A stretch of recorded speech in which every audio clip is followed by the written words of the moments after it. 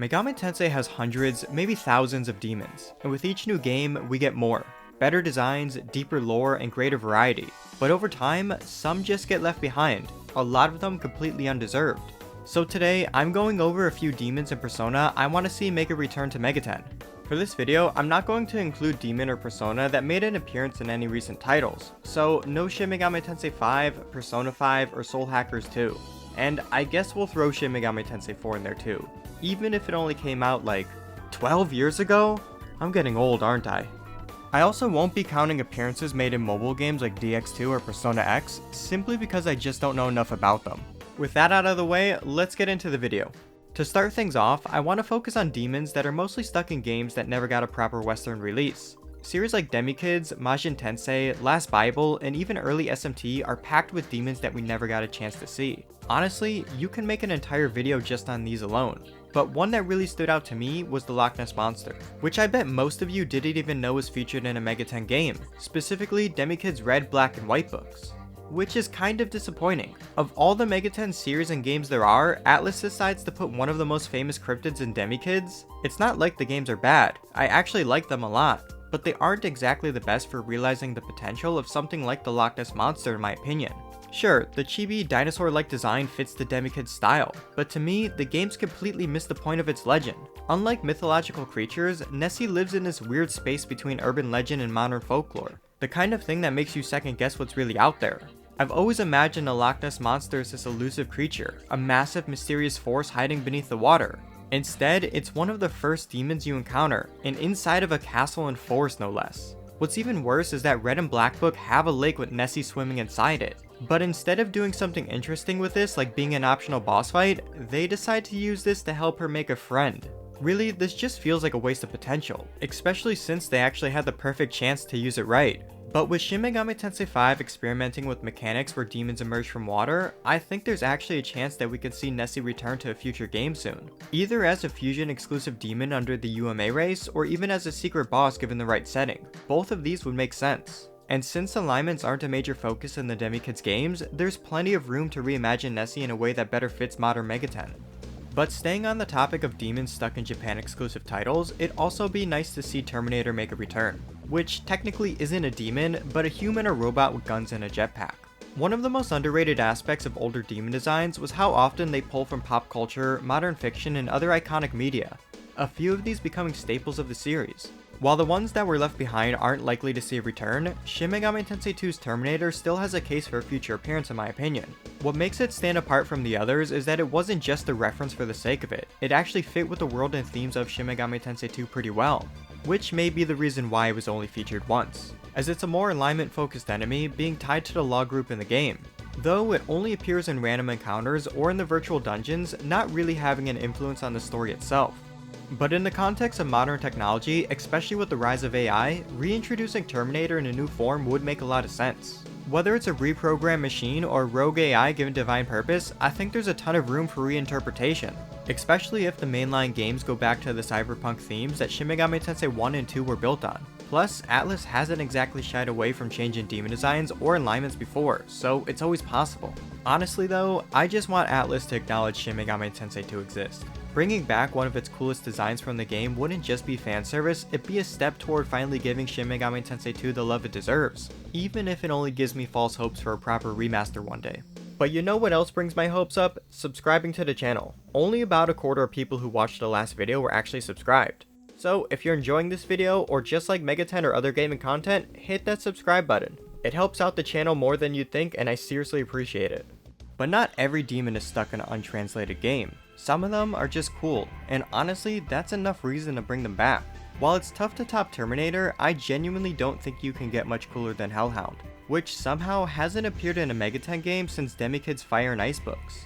Now, I know there are plenty of Hellhound type demons in the series like Cerberus and Garm, but I'm not talking about the name ones, I'm talking about the Hellhound itself. Although it's appeared in a few games, mostly being Demikids, there's one version of the Hellhound I want to focus on, and that's the one in Soul Hackers. Easily, this is one of my favorite demon designs in Megaten. The burning blue and orange skull, the spiked tail, the hunched calm pose, there's so much about it that fits with the modern art aesthetic we've seen in recent Persona games and even Soul Hackers 2. And honestly, I'm surprised it didn't show up in either of these, or even in Devil Survivor for that matter. Given how often Atlus still uses Divine Beast, I don't see any reason why the Hellhound itself couldn't be added to the next SMT or Persona game. Design alone, it fits the mid-tier encounter pretty easily, but with its roots being so deep across the world, I could easily see it as an early boss or as a more highlighted demon if Atlus ever got around to making a Devil Survivor 3, which probably isn't on their list of things to do, because why would it? Either way, it just feels like a waste to leave a design like this behind, especially when it looks like it can work in nearly every Megaten game today. But Soul Hackers doesn't just have one standout demon, it gave us an entire roster of unique and underappreciated designs. Many of these were either original creations or made their first appearance in this game. For me though, Urban Terror is the one I'd really like to see return, with a slight design update. Honestly, I get why his only appearance was in Soul Hackers, considering who he was inspired by. But his design aside, he's one of the few demons who really matches the atmosphere of his encounters and the overall tone of the game. He's also a genuinely tough encounter when you first run into him. On top of that, I've always liked the idea behind his lore, a figure who terrorizes crowded areas while blending into society. That concept feels like it can seamlessly translate into any game. Siren is another demon that just feels like she's due for a return at any time. She's known for luring others with her voice into traps and confusing them with illusions, embodying traits like temptation and manipulation. Previous games have highlighted this with their skill set, and even using it as a piece of Shin Megami Tensei 2's narrative by having her voice brainwash the workers at the factory. Personally, I'd love to see this kind of approach reimagined in a game with a modern setting. Regardless of what Atlus actually decides to do with her, a Siren return just seems inevitable to me, given the amount of creative freedom she can bring. Of course, not every demon needs some interesting lore, a unique design, or have a major role in the story. Sometimes, charm is more than enough. And no demon brings more than that than my main man himself, Jack Frost, who appears in practically every game. So why mention him in this video?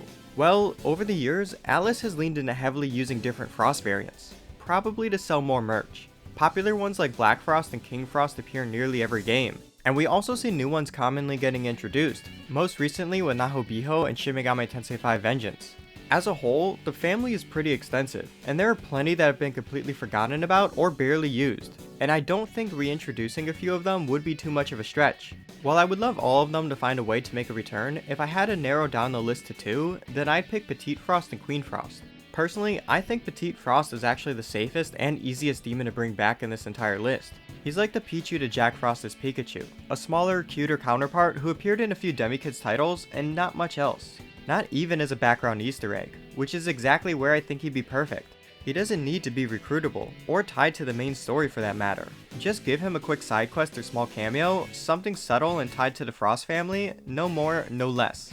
Queen Frost on the other hand, this one is harder to justify leaving out. Outside of DX2, she's only appeared in one game and one of the Demikids anime. While I can understand Petit Frost being sidelined as he's more of a novelty character, not using a demon like Queen Frost just makes no sense. She's basically the counterpart to King Frost, who shows up in nearly every game, and you can easily tie her return to some side story with King Frost, developing both their backgrounds a bit more. Not only that, using Petit Frost as the demon to trigger the event would also be a great way to bring both of them back together. Like most of the other Jack Frost demons, they aren't really added for anything other than their charm, which is fine. I think a lot of people would be stoked to finally get a chance to use or interact with these demons, especially Queen Frost in a modern game. Now shifting gears to a lesser known demon, but one that could be more impactful, we have Caim. While doing research for this video, Caim stood out to me as a demon that should be featured in the Megaten series more, and has a lot of potential for a larger role in a future game. Being one of the lesser known 72 demons of Solomon likely explains why we haven't seen him in a while.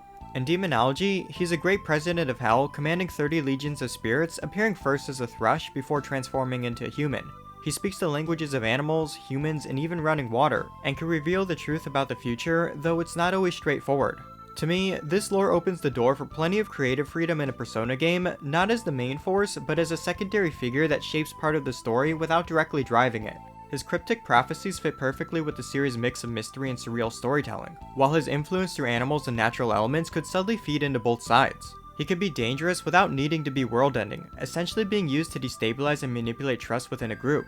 But with the right approach, Caim doesn't need raw power to make an impact. His strength lies in his subtlety, atmosphere, and manipulation, qualities that can turn him into a wildcard figure in whatever game he appears in. But before we get into the final demon for this video, I want to quickly go over a few honorable mentions. These are demons that either haven't been seen in a while, or demon designs that I just want to see make a comeback. If this video gets enough support, I'll dive deeper into these and a few others in a part 2. For the first honorable mention, we have Astaroth from Shin Megami Tensei 2, whose design I just really like. While still being featured in recent titles with the new design, there's something about this classic version that I think really stands out. Maybe this is recency bias since I'm currently playing through Shin Megami Tensei 2, but I love to see this version make a return. Batakonians are also another classic encounter that would be nice seeing a return. Personally, I think Batakonians would have fit in Shin Megami Tensei 4. There's even a chance that they can work in Mementos in Persona 5. Despite the overhaul of the mag system making them pretty much useless, there's still fun callbacks that can fit in either pillar of Megami Tensei under the right setting.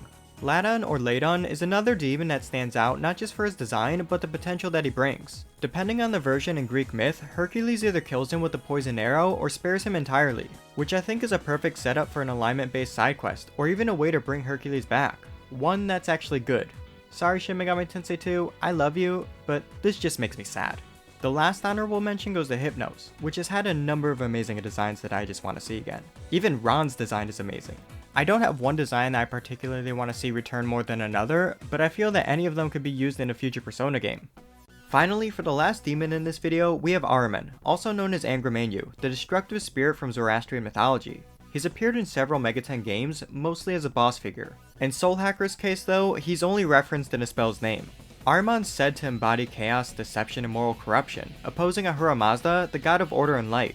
While being in several games, his most famous role is probably his one in Nocturne, serving as the sponsor to Ikawa's egalitarian philosophy. Though, rather than prompting equality directly, Ahriman represents freedom from imposed order, encouraging people to question established systems.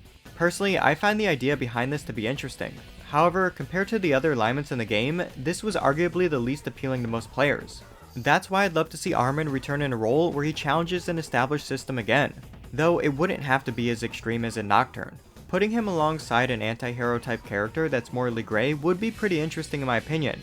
If not as a major boss, then returning as another mini-boss like in Shin Megami Tensei If, maybe under the Vile race and with his earlier design would also be fine, but he has real potential for a role that's tied directly to the narrative. And I think bringing him back wouldn't just give players a tough demon to face in combat, but one that brings unique reasoning to the game's story and alignments. It'd also give Megaten a rare chance to actually dig deeper into Zoroastrian mythology.